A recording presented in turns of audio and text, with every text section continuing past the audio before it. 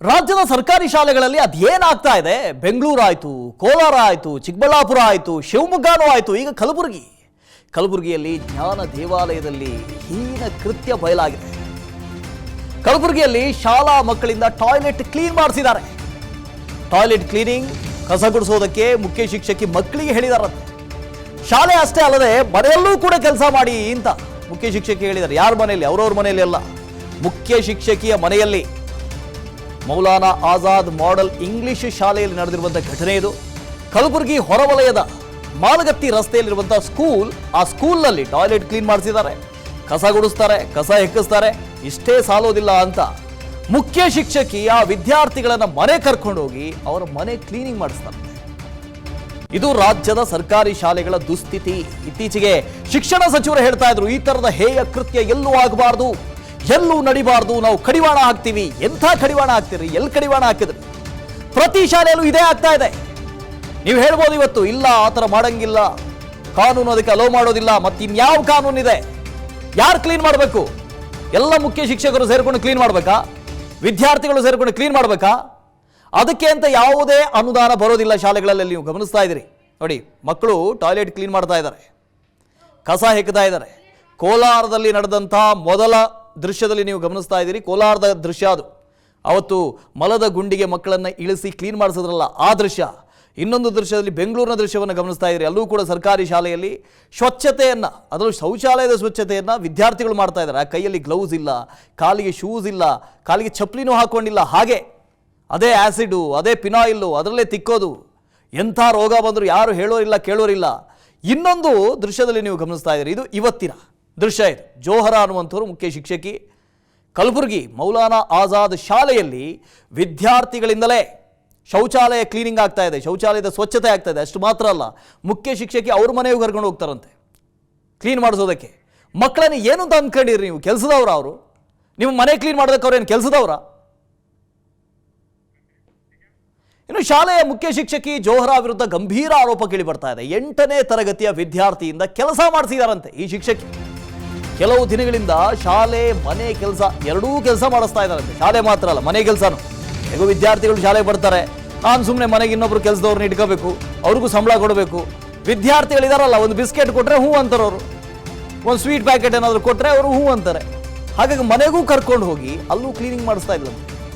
ನಿನ್ನೆ ಶಾಲೆ ಬಿಟ್ಟ ಬಳಿಕವೂ ವಿದ್ಯಾರ್ಥಿ ಮನೆಗೆ ಹೋಗದ ಹಿನ್ನೆಲೆಯಲ್ಲಿ ತಡವಾಗಿ ಬಂದ ಬಗ್ಗೆ ಮಗನನ್ನು ವಿಚಾರಿಸಿದ್ದಾರೆ ತಂದೆ ಜಮೀರ್ ಅನ್ನೋಂಥ. ಇನ್ನು ಶಿಕ್ಷಕಿಯ ಮನೆಯಲ್ಲಿ ಕೆಲಸ ಮಾಡ್ತಿರುವ ಬಗ್ಗೆ ತಂದೆಗೆ ಆಗ ಗೊತ್ತಾಗಿದೆ. ಮುಖ್ಯ ಶಿಕ್ಷಕಿಯ ವಿರುದ್ಧ ತಂದೆ ಮೊಹಮ್ಮದ್ ಜಮೀರ್ ದೂರು ಕೊಟ್ಟಿದ್ದಾರೆ. ಕಲಬುರಗಿಯ ರೋಜಾ ಪೊಲೀಸ್ ಠಾಣೆಯಲ್ಲಿ ಈ ಪ್ರಕರಣ ದಾಖಲಾಗಿದೆ. ನೋಡಿ, ತಂದೆ ಗೊತ್ತಾಗಿದ್ದು ಇಷ್ಟು ದಿನ ಬಿಟ್ಟು ಯಾವತ್ತಿಂದ ಈ ತರದ ಕೃತ್ಯ ಆಗ್ತಾ ಇದೆ ಗೊತ್ತಿಲ್ಲ. ವಿಶ್ವಕುಮಾರ್ ಇದ್ರ ಬಗ್ಗೆ ಡೀಟೇಲ್ಸ್ ಕೊಡ್ತಾ ಹೋಗ್ತಾರೆ. ವಿಶ್ವಕುಮಾರ್, ಏನಾಗ್ತಾ ಇದೆ ರಾಜ್ಯದ ಸರ್ಕಾರಿ ಶಾಲೆಗಳಲ್ಲಿ ಅಂತ? ಪ್ರತಿಯೊಂದು ಶಾಲೆಯಲ್ಲೂ ಮಕ್ಕಳನ್ನೇ ಈ ಟಾಯ್ಲೆಟ್ ಕ್ಲೀನ್ ಮಾಡೋದಕ್ಕೂ, ಮಕ್ಕಳು ಏನು ಕೆಲಸ ಇದ್ರೂ ಮಕ್ಕಳು ಅವ್ರು ಓದೋದಕ್ಕೆ ಬರ್ತಾರಾ, ಈ ಥರ ಕೆಲಸ ಮಾಡೋದಕ್ಕೆ ಬರ್ತಾರಾ? ಅದಾದರೂ ಪರವಾಗಿಲ್ಲ, ಶಾಲೆ ಅಂತ ತಿಳ್ಕೊಳ್ಳೋಣ. ಇಲ್ಲಿ ಮುಖ್ಯ ಶಿಕ್ಷಕಿ ಅವ್ರ ಮನೆಯಲ್ಲಿ ಕೆಲಸದ ಆಳುಗಳನ್ನು ಇಟ್ಕೊಳ್ಬೇಕಾಗಿತ್ತು, ಅಲ್ಲಿ ಸಂಬಳ ಕೊಡಬೇಕಲ್ವಾ? ಹೇಗೋ ಫ್ರೀಯಾಗಿ ವಿದ್ಯಾರ್ಥಿಗಳಿದ್ದಾರೆ, ಅವ್ರ ಹತ್ರ ಕೆಲಸ ಮಾಡಿಸ್ತಿದ್ದಾರೆ. ಎಷ್ಟು ವರ್ಷದಿಂದ ನಡೀತಾ ಇದೆ ಇದು? ಖಂಡಿತ ರಾಜ್ಯದಲ್ಲಿ ಕಾಂಗ್ರೆಸ್ ಸರ್ಕಾರ ಅಧಿಕಾರಕ್ಕೆ ಬಂದಾನಿಂದಲೂ ಸಹ ಸರ್ಕಾರಿ ಶಾಲೆಗಳಲ್ಲಿ ಒಂದಲ್ಲ ಒಂದು ಏನು ಇಂತಹ ಘಟನೆಗಳು ಆಗ್ತಾ ಇರ್ತಕ್ಕಂಥದ್ದು. ಕಳೆದ ಕೆಲ ದಿನಗಳ ಹಿಂದೆ ಅಷ್ಟೇ ಏನೋ ಒಂದು ಕೋಲಾರದಲ್ಲಾಗಿರ್ಬೋದು, ಬೆಂಗಳೂರಿನಲ್ಲಾಗಿರ್ಬೋದು, ಈ ಒಂದು ಭಾಗಗಳಲ್ಲಿ ಮಕ್ಕಳಿಂದಲೇ ಶೌಚಾಲಯಗಳನ್ನು ಕ್ಲೀನನ್ನು ಮಾಡಿಸುವಂಥ ಒಂದು ಘಟನೆ ಬೆಳಕಿಗೆ ಬಂದಿರತಕ್ಕಂಥದ್ದು. ಈಗ ಇದು ಆದ ಬಳಿಕ ಇದರ ಮತ್ತೊಂದು ಭಾಗ ಅಂದರೆ ಮುಂದುವರೆದ ಭಾಗ ಎಂಬಂತೆ ಕಲಬುರಗಿ ಜಿಲ್ಲೆಯಲ್ಲಿ ಈ ಒಂದು ಘಟನೆ ನಡೆದಿರ್ತಕ್ಕಂಥದ್ದು. ಕಲಬುರಗಿ ಜಿಲ್ಲೆಯ ಏನು ಹೊರವಲಯದಲ್ಲಿರ್ತಕ್ಕಂತಹ ಒಂದು ಸರ್ಕಾರಿ ಮಾದರಿ ಶಾಲೆ ಇದೆ, ಮೌಲಾನಾ ಆಜಾದ್ ಮಾದರಿ ಇಂಗ್ಲಿಷ್ ಮೀಡಿಯಂ ಶಾಲೆ ಇದೆ. ಆ ಒಂದು ಶಾಲೆಯ ವಿದ್ಯಾರ್ಥಿಗಳಿಗೆ ಅಲ್ಲಿರ್ತಕ್ಕಂತಹ ಮುಖ್ಯ ಶಿಕ್ಷಕಿಯಾಗಿರ್ತಕ್ಕಂಥ ಜೋಹರಾ ಅವರು ತಮ್ಮ ಮನೆ ಕೆಲಸಕ್ಕೆ ಮಕ್ಕಳನ್ನ ಬಳಸ್ಕೊಳ್ತಾ ಇದ್ದಾರೆ ಅನ್ನೋಂಥ ಒಂದು ಗಂಭೀರ ಆರೋಪ ಈಗ ಕೇಳಿ ಬಂದಿರತಕ್ಕಂಥದ್ದು.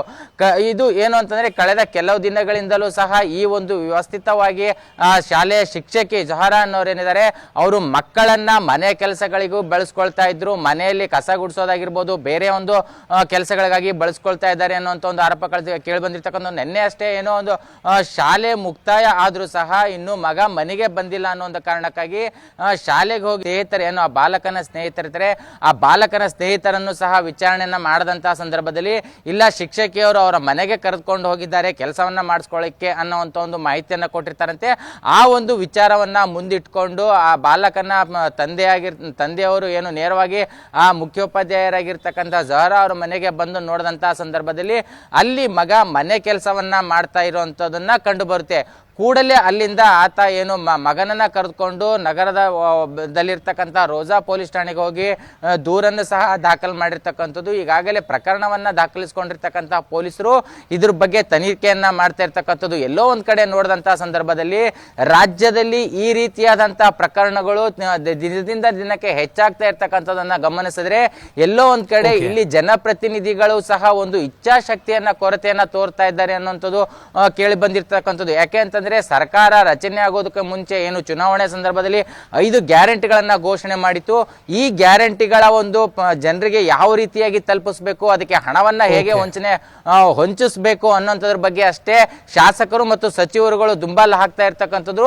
ಜಿಲ್ಲೆಗಳಲ್ಲಿ ಏನು ನಡೀತಾ ಇದೆ ಅನ್ನೋಂಥದ್ರ ಬಗ್ಗೆಯೂ ಸಹ ಅವರಿಗೆ ಚರ್ಚೆಯನ್ನ ಮಾಡೋದಕ್ಕಾಗ್ಲಿ ವಿಚಾರಿಸೋದಕ್ಕಾಗ್ಲಿ ಅವರಿಗೆ ಸಮಯ ಇಲ್ಲ ಅನ್ನೋಂಥ ಒಂದು ಮಾತುಗಳು ಸಹ ಕೇಳಿ ಬಂದಿರತಕ್ಕಂಥದ್ದು. Okay, thank you Vishwakumar. ಅನುಕ್ಷಣದ ಸುದ್ದಿಗಳಿಗಾಗಿ Vistara news YouTube channel subscribe ಮಾಡಿ. ಹೊಸ ಸುದ್ದಿಗಳ ನೋಟಿಫಿಕೇಶನ್ಗಾಗಿ ಬೆಲ್ ಐಕಾನ್ ಕ್ಲಿಕ್ ಮಾಡಿ. ಲೇಟೆಸ್ಟ್ ಅಪ್ಡೇಟ್ಸ್ಗಾಗಿ www.vistaranews.com ವೆಬ್ಸೈಟ್ಗೆ ವಿಸಿಟ್ ಮಾಡಿ. ಅಂಗೈಯಲ್ಲೇ ಜಗತ್ತಿನ ಸುದ್ದಿ ತಿಳಿಯಲು Vistara news Kannada app download ಮಾಡಿ.